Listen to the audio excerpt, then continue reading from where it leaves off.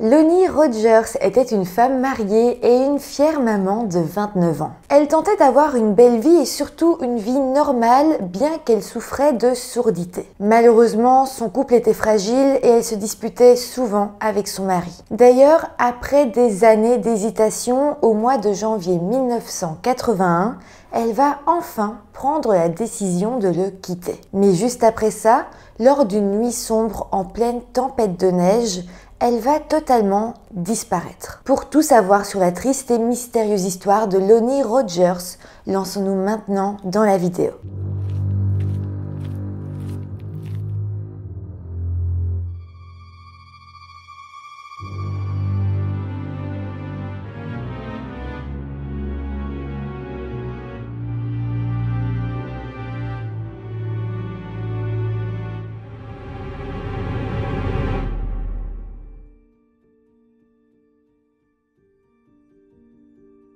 Hello tout le monde, j'espère que vous allez bien. Aujourd'hui, on se retrouve avec une affaire qui est assez ancienne. Comment vous dire? On n'est pas sur une affaire de disparition et on ne sait pas du tout ce qui s'est passé et c'est plein de mystères, etc. On est effectivement sur un cas de disparition irrésolu, mais on pense réellement savoir ce qu'il s'est passé et surtout on pense réellement savoir qui est le coupable. Avant de commencer, comme d'habitude, je vous rappelle de vous abonner à la chaîne si ce n'est pas encore fait. Vous pouvez aussi vous abonner à mon compte Instagram pour qu'on puisse discuter, pour que vous puissiez suivre ma petite vie au quotidien. C'est toujours plus chouette, je me sens un peu plus proche de vous comme ça. Donc voilà, vraiment, n'hésitez pas.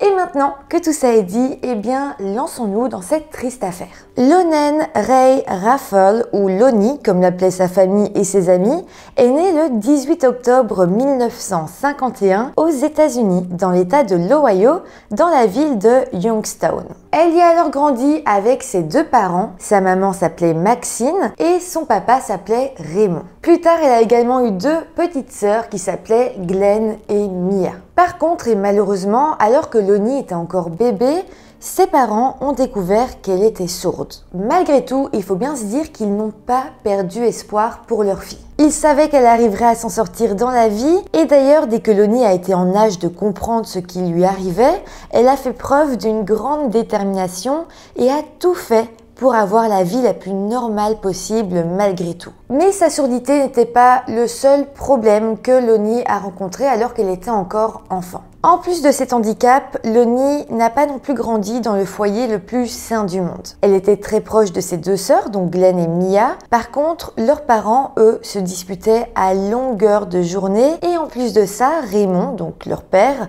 avait de gros problèmes d'alcoolisme. Mais bon, mis à part ces problèmes, Lonnie a tout de même réussi à devenir une jeune fille brillante, gentille et optimiste. Au niveau scolaire, elle était dans une école standard, mais elle avait été placée dans une classe pour personnes malentendantes. D'ailleurs, même à l'école, elle a toujours tout fait pour être traitée exactement comme n'importe quel autre élève. D'ailleurs, pour vous donner un exemple qui la caractérise assez bien selon moi, en fait, un beau jour, elle avait appris que elle et le reste de sa classe allaient être exclus d'un prochain concert car justement, ils étaient malentendants. En apprenant cette nouvelle, Lonnie n'avait pas réfléchi plus que ça et avait directement été voir son directeur pour protester contre cette décision. Selon elle, même si les élèves sourds ne pouvaient pas entendre la musique au sens traditionnel du terme, ils pouvaient néanmoins en faire de l'expérience à leur manière par le biais de sensations corporelles. Malheureusement, malgré sa protestation, eh bien, le directeur avait refusé de l'inclure elle et sa classe. Mais Lonnie n'avait vraiment pas voulu s'arrêter là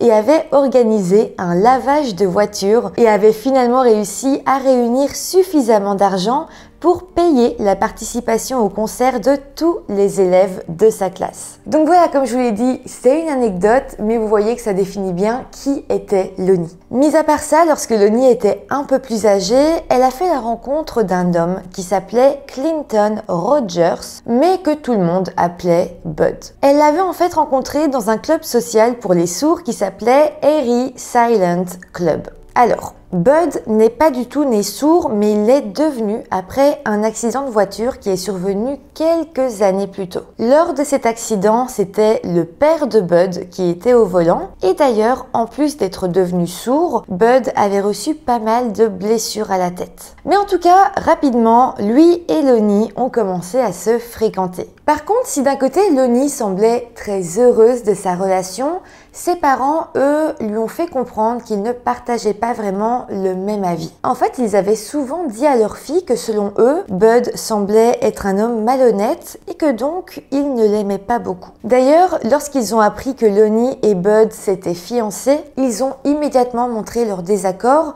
et ont même expliqué à leur fille qu'ils s'inquiétaient réellement pour son avenir. En fait, c'était comme si quelque chose au fond d'eux leur disait que Bud n'était pas une bonne personne et que ce n'était pas une bonne idée que leur fille fasse le reste de sa vie avec eux. Et vous allez voir qu'au final, il semblerait qu'ils aient eu un très bon instinct, malheureusement. En tout cas, malgré ça, Lonnie et Bud ont poursuivi leur plan de mariage et se sont finalement mariés le 27 octobre 1972, donc quelques jours seulement après le 21e anniversaire de Lonnie. Après leur mariage, le couple s'est alors installé ensemble. Lonnie a commencé à travailler en tant que femme de ménage dans un hôtel, tandis que Bud travaillait comme machiniste pour Teledyne Pen Union, qui était en fait une entreprise d'électronique. Et en plus de ça, Bud était pompier volontaire pour la caserne locale. Par contre, pour ce qui est de leur vie de couple, il faut savoir que dès le début de leur mariage,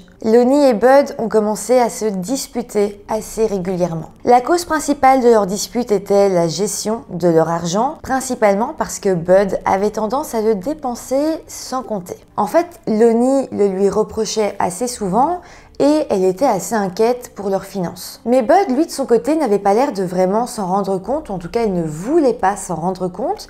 Et donc, dès que Lonnie lui faisait une remarque, il s'énervait et lui faisait comprendre qu'elle n'avait pas le droit de s'inquiéter pour ça. C'est assez fou parce que les inquiétudes de Lonnie étaient fondées, elle avait raison, leurs finances allaient effectivement mal.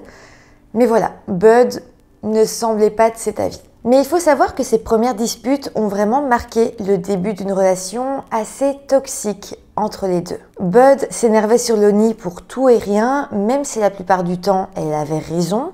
Et dès que Lonnie semblait à bout et le menaçait de le quitter, Bud redevenait gentil et les deux avaient alors des moments plus calmes et plus heureux, ce qui redonnait donc à Lonnie de l'espoir pour son couple. Ici, on est donc clairement sur la définition d'une relation très toxique. Mais attendez, parce qu'il faut savoir que en plus de toutes ces disputes, il faut savoir que Bud, de son côté, avait toujours envie de dépenser encore plus d'argent. Il voulait toujours avoir de nouvelles choses et donc, comme les finances ne suivaient plus, il a commencé à voler. D'ailleurs, au mois de février 1973, c'est-à-dire à peine 4 mois après le début de son mariage, Bud avait été arrêté pour vol après avoir cambriolé une voiture. Bon, au final, ça n'avait pas vraiment été plus loin parce que l'accusation avait été abandonnée après que Bud ait payé les frais et suivi le programme de réadaptation accélérée imposé par le tribunal. En fait, la bonne nouvelle ici, c'est que après justement avoir suivi ce programme, Bud a réellement semblé se calmer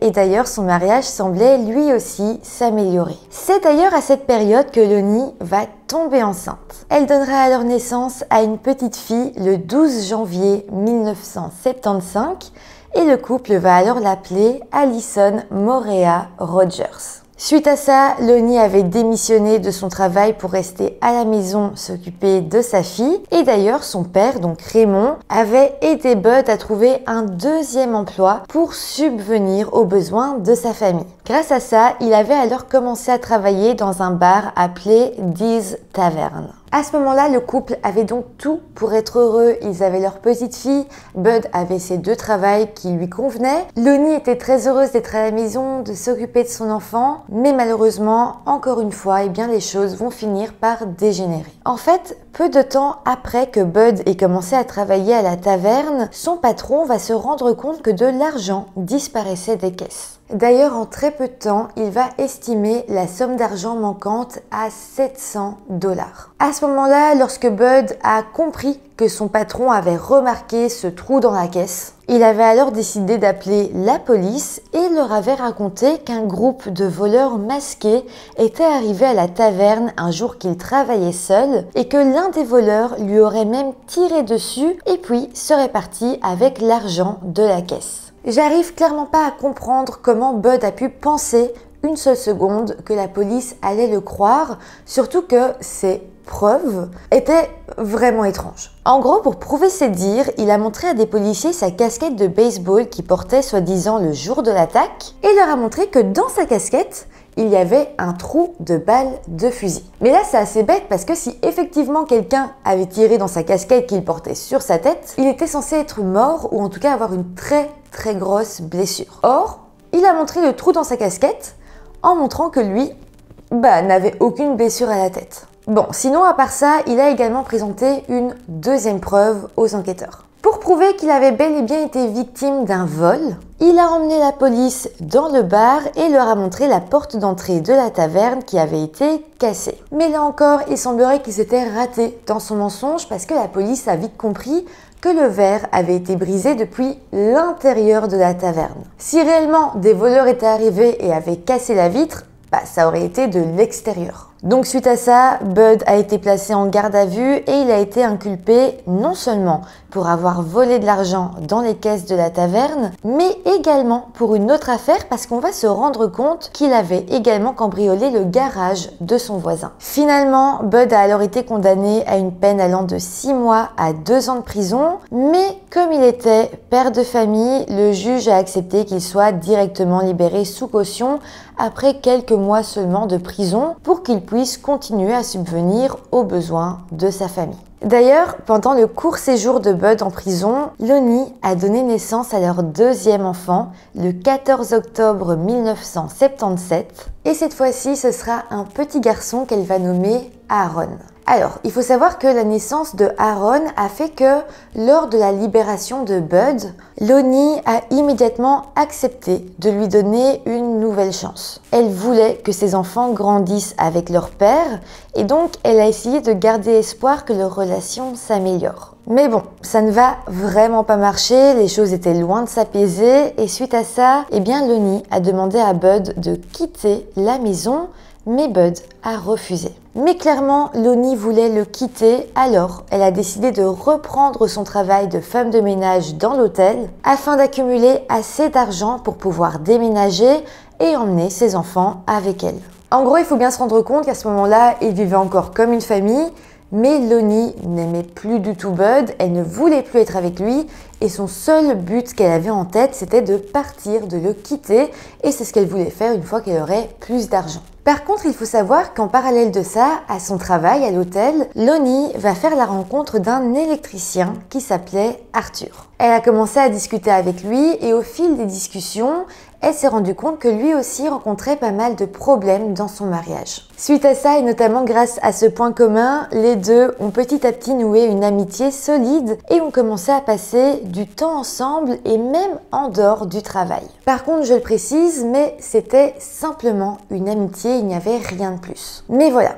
Un beau jour, au cours de l'une de leurs sorties, quelqu'un les avait pris en photo et avait ensuite montré la photo à Bud, le mari de Lonnie. Alors, Bud, qui était déjà quelqu'un d'autoritaire et possessif envers sa femme, a été totalement furieux contre Lonnie. Il avait alors exigé qu'elle arrête de travailler et surtout qu'elle ne revoie plus jamais Arthur. Mais Lonnie va tout simplement refuser parce que de toute façon, son but à elle, c'était de quitter Bud. Mais après ça, les années vont passer et la situation va quand même rester la même jusqu'en 1981. Cette année-là, Lonnie avait alors 29 ans et le 6 janvier 1981, Lonnie s'était rendue chez ses parents et cette fois, elle leur avait annoncé qu'elle avait décidé qu'elle allait quitter son mari. Ses parents avaient bien évidemment soutenu son choix et d'ailleurs son père Raymond lui avait donné 60 $ pour l'aider. Il lui avait également dit que tout allait bien se passer et l'avait même serré dans ses bras. Malheureusement, ce qu'il ne savait pas, c'est qu'à ce moment-là, Maxine et Raymond voyaient leur fille pour la dernière fois. En fait, après que Lonnie ait annoncé la nouvelle à ses parents, elle est rentrée chez elle pendant la soirée et avait alors annoncé à Bud qu'elle était prête à déménager et qu'elle comptait emmener Allison et Aaron, ses enfants, avec elle. Ça, c'est tout ce qu'on sait concrètement. la suite reste un petit peu plus floue. On sait par contre que les voisins du couple avaient entendu des cris et même d'autres bruits assez forts cette nuit-là. Mais malheureusement, personne n'était sorti pour vérifier que tout aille bien parce qu'en fait, cette nuit-là, une tempête de neige avait été annoncée et il avait été conseillé aux habitants de rester à l'intérieur de leur maison. Donc au final, il n'y avait que très peu de témoins. Mais en tout cas, la nuit va continuer et d'autres choses étranges vont se passer. Donc pour vous situer, on est donc dans la nuit du mardi 6 janvier au mercredi 7 janvier 1981. Une chose qu'on sait et qui est sûre, c'est que cette nuit-là, Bud a réveillé ses enfants à 3 h du matin et qu'il les a emmenés chez leur babysitter qui s'appelait Sandy. Alors, quelle sera la version des faits de Bud pour expliquer cet événement? En fait, il dira à la babysitter, mais également à la police, qu'effectivement, il s'était disputé avec Lonnie ce soir-là, mais qu'ils avaient finalement arrêté vers minuit et étaient partis se coucher. Mais voilà, Bud dira s'être réveillé vers minuit 40 et avoir remarqué que sa femme n'était pas dans le lit. Bon, à ce moment-là, il s'était pas réellement inquiété, il s'était dit que sans doute elle était descendue, soit de dormir sur le canapé, soit de faire quelque chose. Bon, c'était pas très grave et il s'est simplement rendormi. Mais finalement, il dira s'être à nouveau réveillé à 3 h du matin parce que justement, il commençait son travail très tôt et c'était l'heure où il se levait en semaine tous les jours. Mais là, lorsqu'il s'est levé du lit pour aller se préparer, il dira avoir remarqué que Lonnie était partie. C'est là qu'il avait décidé de partir à sa recherche, surtout qu'il y avait une tempête à l'extérieur. C'est donc comme ça qu'il avait donc réveillé ses enfants et qu'il l'avait amené chez leur babysitter Sandy. D'ailleurs, Sandy a expliqué que lorsqu'elle a vu Bud cette nuit-là, il paraissait nerveux et surtout en sueur. Mais ce n'est pas tout. Elle se rappelle aussi que Bud lui avait dit que Lonnie avait décidé de le quitter pour un autre homme sans donner plus de détails. D'ailleurs, c'est quand même la version que Bud va garder jusqu'à aujourd'hui, c'est que Sandy serait partie pour rejoindre quelqu'un d'autre, un homme qu'elle fréquentait depuis un petit temps déjà et qu'elle avait laissé ses enfants derrière elle. Bon, évidemment, Sandy était assez perturbée par la situation et donc une fois que Bud était parti, elle avait décidé d'appeler les parents de Lonnie afin de les avertir de sa potentielle disparition. Au final, à 7 h du matin, Bud est retourné chez Sandy. Il lui a dit qu'il avait quand même cherché un petit peu partout dans la ville et qu'il n'avait pas retrouvé sa femme, mais que là, il était déjà trop tard et qu'il devait partir au travail. Donc voilà, il a arrêté ses recherches à ce moment-là. En parallèle de ça, le grand-père et le père de Lonnie, qui avaient donc été prévenus de sa disparition, ont décidé de se rendre chez elle, donc au domicile de Lonnie, Bud et des enfants. Une fois arrivés sur place, ils vont déjà être frappés par un premier détail assez troublant, c'est que la maison était dans un état impeccable. Tout était rangé, le sol était propre et il n'y avait pas la moindre poussière nulle part. Clairement, la famille de Lonnie était troublée et immédiatement, ils se sont dit que Bud avait peut-être fait du mal à leur fille. Effectivement, une maison aussi impeccable, aussi rangée, ça reste suspect et je me dis que si Bud avait effectivement fait du mal à Lonnie, s'il y avait eu des éclaboussures de sang ou quoi que ce soit, ça paraît logique qu'il ait tout nettoyé. Dans tous les cas, si les deux s'étaient effectivement disputés, c'est bizarre que la maison soit aussi rangée et si on suit le discours de Bud, juste après la dispute, il a été dormir et s'est réveillé à 3 h du matin et a immédiatement été chez la babysitter. Là-dedans, on voit pas du tout quand est-ce qu'il aurait pu faire du ménage. C'est donc pour ça que la famille de Lonnie va commencer à suspecter Bud. D'ailleurs, rien que le fait qu'il ait dit que Lonnie était partie sans ses enfants pour un autre homme paraissait insensé. Ses parents savaient qu'elle voulait partir, mais avec ses enfants, et surtout qu'il n'y avait pas d'autre homme dans sa vie, mis à part peut-être des amis. Le père de Lonnie s'est alors rendu à la police et suite à ça, Lonnie Ray Rogers a été officiellement portée disparue. La police s'est alors rendue au domicile du couple accompagné de la famille de Lonnie et là, les agents avaient noté que le sac à main de Lonnie, ses lunettes, ses prothèses auditives, son argent, ses médicaments, son véhicule et les clés de sa voiture avaient tous été laissés sur place. En fait, tout était en place dans la maison et la seule chose qui semblait avoir disparu mis à part Lonnie, c'était une couverture rose que justement Lonnie adorait. En fait, c'est sa petite sœur, donc Glenn, qui avait remarqué que la couverture n'était pas là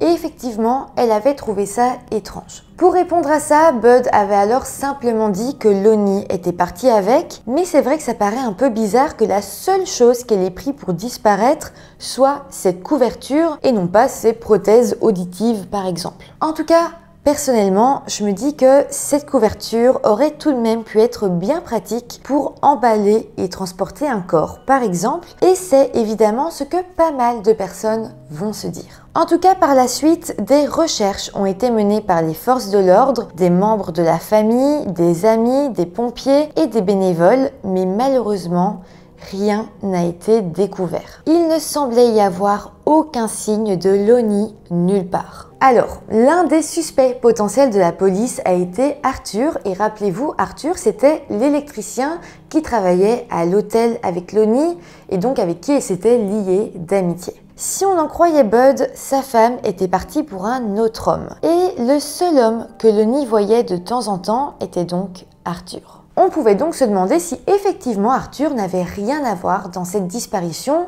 ou si en tout cas il n'avait pas plus d'informations. Il a alors été interrogé par la police, mais au final, il avait rapidement été écarté de la liste des suspects. Il était en fait très clair pour les enquêteurs qu'ils n'avaient aucune idée de l'endroit où se trouvait Lonnie. En fait, pour la police, l'histoire que racontait Bud n'avait tout simplement aucun sens. Et on pouvait clairement se demander où est-ce que Lonnie avait bien pu aller au milieu d'une tempête et surtout sans sa voiture. Alors oui, Bud a évidemment été interrogé à plusieurs reprises par les autorités, mais une chose que je rappelle quand même, c'est que Bud était sourd. À cause de ça, eh bien, les interrogatoires étaient quand même assez compliqués.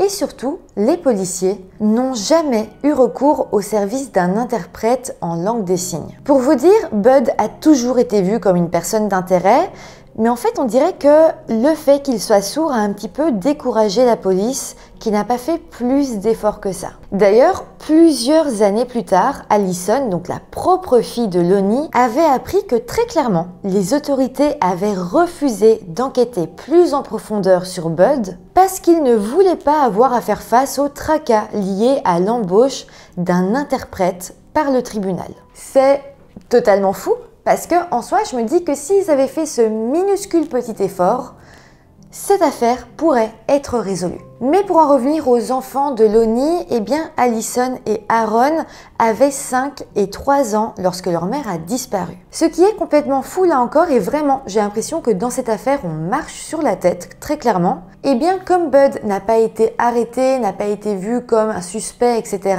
dans le cas de la disparition de Lonnie, eh bien c'est lui qui a eu la garde des enfants. Très clairement, c'est très grave parce que c'est potentiellement lui qui a fait du mal à la mère de ses propres enfants. Et surtout, on va se rendre compte que Bud était en réalité un père extrêmement négligent. D'ailleurs, il laissait parfois ses enfants seuls pendant des jours dans une maison sans chauffage et avec très peu de nourriture. En fait, à cause de ça, eh bien, les enfants ont été trimballés un petit peu partout, vivant parfois chez leur tante paternelle, ou même parfois chez des amis de leur père, ou encore dans des familles d'accueil. D'ailleurs, autre chose de complètement dingue, c'est qu'il faut savoir que Glenn, donc la petite sœur de Lonnie, avait demandé à avoir la garde des enfants après la disparition de sa sœur. Et on va se le dire, si Bud avait été arrêté comme il se doit, c'est très clairement à Glenn que les enfants auraient dû revenir. Mais voilà, c'est vraiment révoltant selon moi, mais sa demande a tout simplement été refusée par le juge. C'est encore plus fou quand on sait que Bud a été dénoncé pour négligence par un voisin,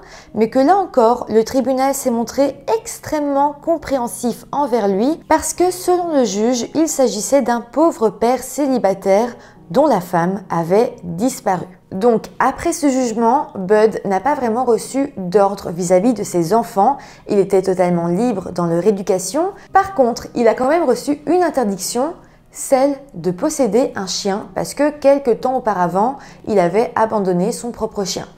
C'est tout. Donc il a une interdiction d'avoir un animal, mais il peut totalement garder ses enfants sans problème malgré les plaintes. Cette situation est totalement irréelle selon moi. Suite à ça, les années vont passer et la situation ne va pas forcément s'améliorer vu que un beau jour, alors qu'Allison était au tout début de son adolescence, Bud a essayé de l'abandonner dans un commissariat de police. Suite à ça, et heureusement, Allison avait été recueillie par son conseiller d'orientation et c'est à ce moment-là qu'on a compris que Allison subissait pas mal de violences de la part de son père. D'ailleurs, plus tard, Allison dira que selon elle, les mauvais traitements que lui infligeait son père étaient sans aucun doute dus au fait qu'elle lui rappelait Lonnie. Parce que pour ce qui est de Aaron, son frère, il n'a jamais subi de violence de la part de leur père. Et d'ailleurs, il a continué à vivre avec Bud même une fois qu'Allison a été mise en famille d'accueil. En tout cas, en 1993, donc lorsque Allison avait 18 ans, elle s'était rendue au commissariat de police pour essayer de récupérer le dossier sur la disparition de sa mère et essayer donc de relancer l'affaire. Mais malheureusement, la police n'a pas voulu lui remettre le dossier. Par contre, certains agents lui ont dit que les preuves laissaient fortement suggérer que Bud, donc son père, était responsable de la disparition de Lonnie. Mais bon, les policiers diront également que sans corps, eh bien, ils ne pouvaient pas prouver qu'il avait eu un acte criminel et donc qu'ils ne pouvaient pas aller plus loin dans l'affaire. Il faut savoir que au cours des années, eh bien, le dossier de Lonnie a été quand même confié à pas mal d'enquêteurs différents. Et disons que c'est pas forcément la meilleure démarche à faire parce que à chaque fois, eh bien, l'enquêteur qui recevait le dossier devait reprendre le cas depuis le début et donc évidemment ça a ralenti l'enquête. En tout cas, Allison, elle n'a jamais perdu espoir de connaître un jour la vérité et en 2021, elle a créé une page Facebook pour essayer de rendre justice à sa mère. Je vous mets bien évidemment le lien en barre d'infos si vous avez envie de visiter cette page. De plus, assez récemment, en 2023, Allison a été voir un hypnotiseur dans l'espoir de retrouver quelques souvenirs perdus de cette nuit-là. Et par rapport à cette séance, voilà ce qu'elle dira. La chose la plus importante dont je me souvenais, c'est qu'il n'y avait pas de neige à l'arrière de la voiture de ma mère et je ne comprenais pas pourquoi. Je me souvenais de leurs disputes et des coups violents, mais c'était quelque chose dont je me souvenais déjà. Je n'avais simplement pas réalisé que c'était cette nuit-là. Je me souvenais avoir essayé de jeter un œil à travers une fente dans la porte de ma chambre pour voir leurs mains afin de comprendre pourquoi ils se disputaient. Les sources battent en grognement, pas en paroles. Il fallait voir leurs mains pour comprendre ce qu'ils disaient. Quand j'ai ouvert la porte pour les voir, je ne voyais que le couloir. Quand je l'ai ouverte un peu plus, mon père est descendu du couloir à grands pas et m'a dit d'aller me coucher, puis il a claqué la porte. Ils ont continué à se disputer pendant un moment. J'ai entendu un grand bruit, comme celui d'une chaise qui tombe, puis je n'ai plus rien entendu. Je me suis endormie. Puis à 3 h du matin, mon père m'a réveillée en me disant que ma mère nous avait quittés pour un autre homme et qu'il allait la retrouver. Mais attendez, parce que après ça, Allison va continuer à fouiller, et notamment dans le passé de son père. Et là, elle va faire une découverte assez troublante. Elle va découvrir qu'avant de se marier avec sa mère, Bud avait été accusé de tentative d'agression sexuelle et avait passé 6 mois en prison. On pense alors que Lonnie n'était pas au courant de ça et que donc depuis déjà des années, Bud avait un comportement problématique. D'ailleurs, en interrogeant pas mal de personnes, Allison entendra dire que Bud avait déjà été vu comme un homme violent par le passé. Certains ont même expliqué qu'il avait déjà étranglé ou même tenté d'étrangler certaines personnes lors de disputes. En tout cas, par la suite, Allison a sorti un livre en 2022 pour essayer de résumer quelque part toutes ces choses qu'elle avait découvertes et aussi pour expliquer son combat et sa théorie principale. Allison pense que Bud, donc son père, a sans doute étranglé Lonnie, sa mère, dans la nuit du 6 au 7 janvier 1981 et qu'il a ensuite transporté son corps en l'enveloppant notamment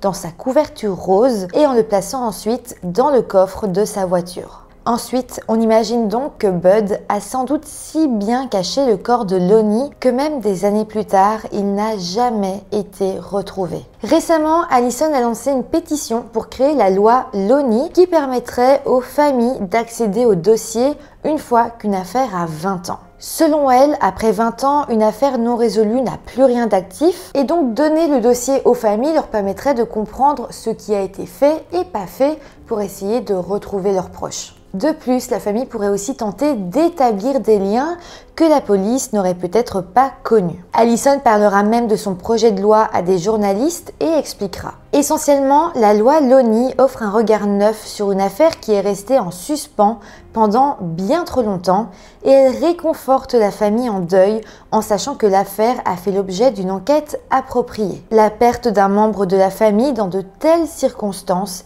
est déjà assez difficile et interdire à la famille de consulter les dossiers après 20 ans est atroce et prolonge la douleur insondable d'une perte ambiguë. Cette possibilité offre également un contrôle et un équilibre ou une étape de transparence totale dans les affaires non résolues. Voilà où en est l'affaire à présent. Je vous l'ai dit, c'est une affaire irrésolue, on n'a aucune certitude dans ce cas, mais on peut quand même penser très fortement que Lonnie a été victime de son mari, qu'il s'agisse ici d'un féminicide.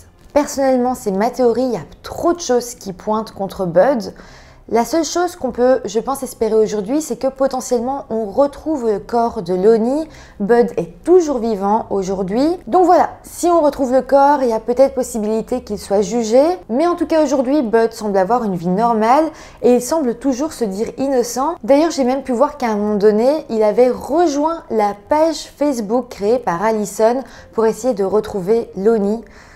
Donc voilà, ça prouve que soit il est lui-même dans le déni, soit il croit à ses mensonges, soit il est effectivement innocent, même si j'en doute, ou alors vraiment il essaye de prouver un maximum qu'il l'est, quitte à rejoindre des groupes Facebook pour essayer de retrouver Lonnie, ce que je trouve vraiment dérangeant. En tout cas, n'hésitez pas vous à me dire en commentaire tout ce que vous en avez pensé. N'hésitez pas à me donner vos théories, je les lis toujours avec beaucoup d'intérêt. N'hésitez pas non plus à vous abonner à la chaîne avec des petits pouces en l'air si la vidéo vous a intéressé. Et moi, je vous dis à très vite pour une nouvelle vidéo. Bye!